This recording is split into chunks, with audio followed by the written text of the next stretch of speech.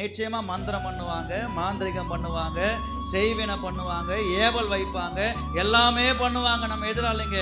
அவைகளிலிருந்து மீட்டெடுக்கிறவர் தான் பரிசுத்த ஆவியானவர். நீங்க முழங்கால் படிட்டு இயேசுவின் நாமத்துல கட்டளையிடுகிறேன், என்னை மேற்கொள்ள உனக்கு அதிகாரம் கிடையாது, போ இயேசுவின் நாமத்தினால. இப்படி நீ வைராக்கியமா எதிர்த்து நின்னா எந்த பிசாசும் வராது.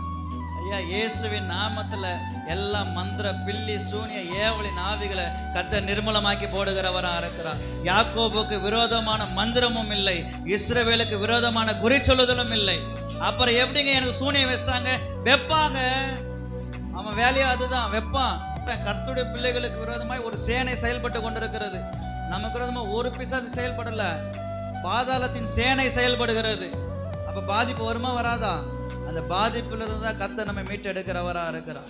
அந்த பிரச்சனையில இருந்தா கர்த்தர் நம்ம மீட்டெடுக்கிறவரா இருக்கிறார். இன்னொரு முறை சொல்லாதீங்க மந்திரம் பண்ணிட்டாங்க, செய்வினை பண்ணிட்டாங்க. உனக்குள்ள இயேசுவின் நாமத்தை பேசுகிற தைரியம் இருக்கும்னா உங்களால நிச்சயமா ஜெபித்து அற்புதத்தை நிகழ்த்தி கொள்ள உங்களால முடியும். வராமன்னு சொல்லுங்களேன்.